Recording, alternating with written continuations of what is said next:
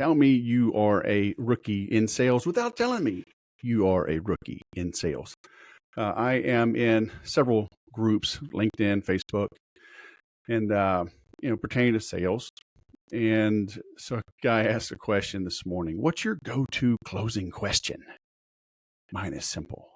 Okay, so you tell me, what do we do next? Oh, man.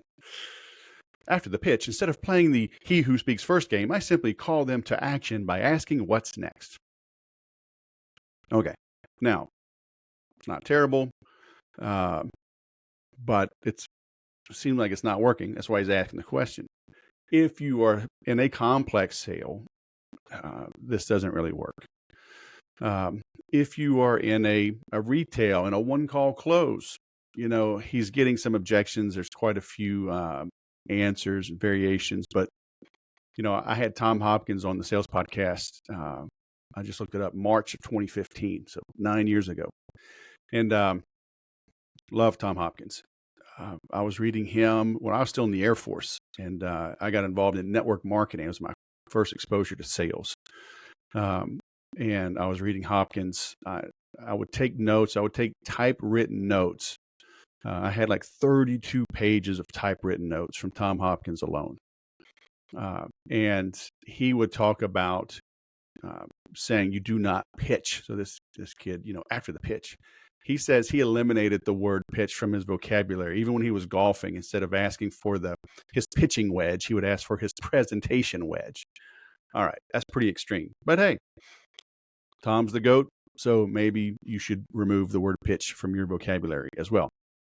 But to think that there is a magical, mythical closing question, it's not based in reality. You have to engage and react and respond according to how the prospect is engaging and reacting and responding. And then you may say, well, that's, they could respond a million different ways. Yes and no. If you open well, if you understand the give and take of this, I equate everything to jujitsu now. Obviously in jujitsu, there's rules, right? They can't punch me. They can't kick me. They can't bite me. So I can open in certain ways. If I have a particular strength or a particular weakness, right? My posture, the grips, my stance, the way that I approach my opponent, I'm going to try to steer him where I want him to start. We do a lot of, not enough of stand up for, takedowns in judo, which is what jujitsu is based off of. And one of our guys, he teaches us, he wants a right hand grip. Well, he wants a high right hand grip. Well, he'll reach out low with his left to get a reaction. You react down to defend that grip, then your upper chest, your collar is open, so he'll grab with the right. That's the grip that he wanted. So in that case, his opponent cannot react a million different ways because he's setting up the reaction that he wants. The same thing happens in sales. You need to understand how everything is interconnected. Everything is interrelated. How you open matters. How your website looks, how your web form looks, how you respond in the email. Are there typos? Are you using certain lingo and words, industry jargon? When you get them on the phone, last week, working with a tech client, we took a sales call.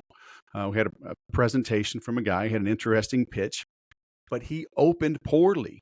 And this company does AI, outbound marketing. They guarantee certain things, blah, blah, blah.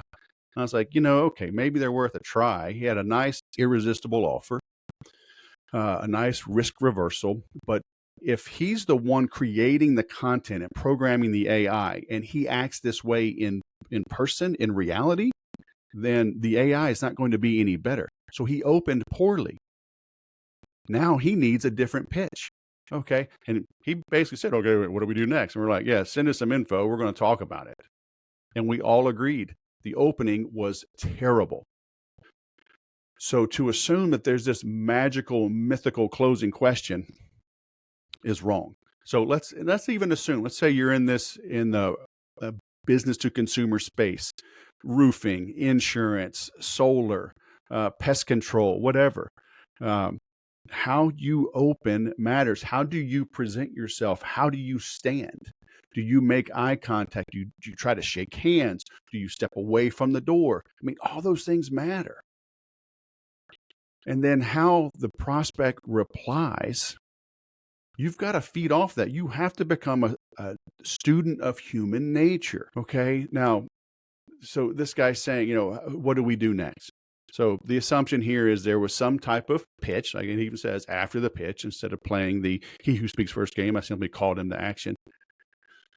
He's not really calling them to action. He's asking a question. It's a fair question. Ideally, he would understand the concept that you close first and then present. And I've talked about this in other episodes of the sales podcast. I've written about it extensively.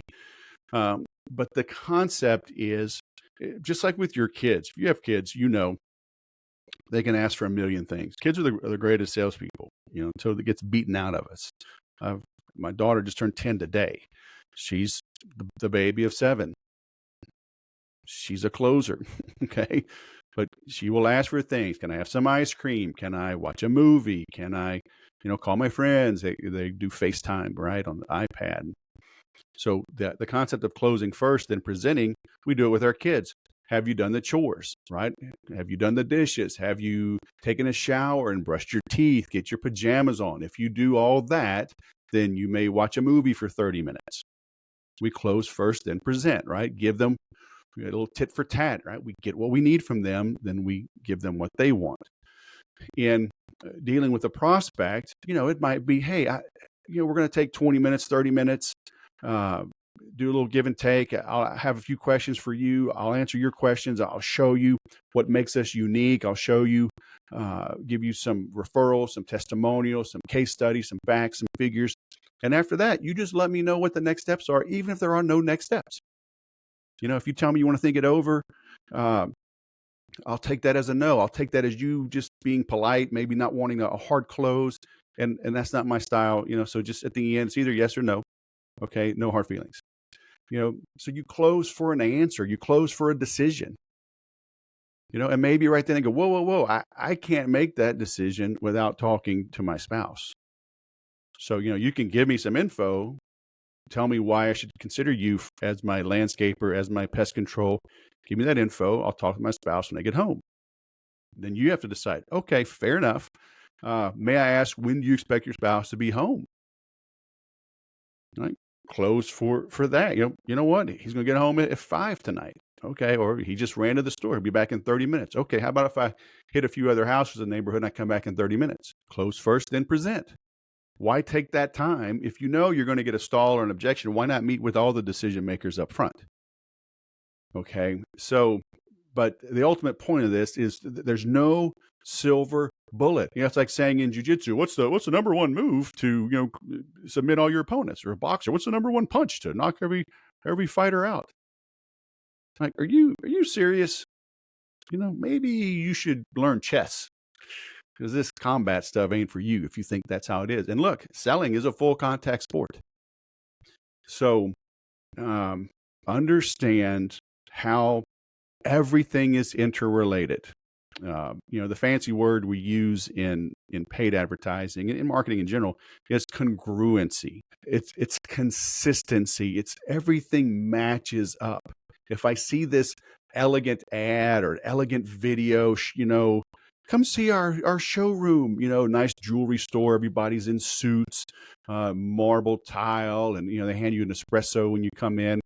But then you show up to the storefront and it's in a shady part of town, metal over the windows, graffiti on the building. You're like, this doesn't look right. You stick your head in. Yeah, there's some marble floors, but it's old. It's stained. It's cracked. The showcase is mostly empty. Nobody's wearing a suit. A confused mind says no, right? So that lack of congruency kills the deal. There's no magical question that's going to solve that right then and there. that prospect is already like, whoa, I've been duped. So if they even come in and engage, they're going to play hardball. You have to convince them what the hell is going on before they'll even come close. And then they're going to be they'll be taking pictures. They'll be on Facebook right then and there in the showroom saying, hey, who knows of this store? This seems kind of sketch. Their ads store does not look like their ads. So to think there's a magical question, you need to make sure everything is congruent. Okay. And you have to match how you sell to match how the prospect buys. There's too many internet bros out there nowadays, thinking they can just show up in flip-flops, backwards baseball cap, tank top, fancy watch. Oh, they're going to buy from me. Maybe if you're selling to another 20-something, they think that's cool. You show up with me, my wife, good luck with that. Okay. Oh, you're saying you judge a book by its cover, blah, blah, blah? Yeah, we all judge books by their cover. Okay. And I'm not saying I won't buy from you. I'm just saying I'm going to look at you like, what the hell's going on? And again, it depends on where are we meeting? What are you selling? Is this a cold call? Was this agreed upon meeting? So take it with a grain of salt, right? I'm trying to do this quickly, but you get my point. I hope you get my point. We have to match how we sell to how the prospect prefers to buy. We have to meet them where they are. People do not change their mind. When they get new information, they reach a new decision. But we think we know everything, and we're afraid to admit when we don't know something. So we will keep salespeople at arm's length because we don't trust salespeople. So you've got to get those defenses down. You have to get them to open up because ultimately you just have to get to the truth, and you have to help the prospect find the truth, their own truth. They have to admit that they're in pain. They have to quantify their pain, and they have to agree to make a decision to alleviate that pain right then and there to buy from you. So are you able to make that space in their brain so they can allow new information in, reach a new correct decision, a true decision? Then they'll be asking you, hey, how do we proceed? This is fantastic. I'm so glad we met. This is exactly what I've been looking for. I'm so excited to get this going. Man, where have you been all my life? That's the best closing question. All right. They close themselves. So thanks for watching. Now go sell some.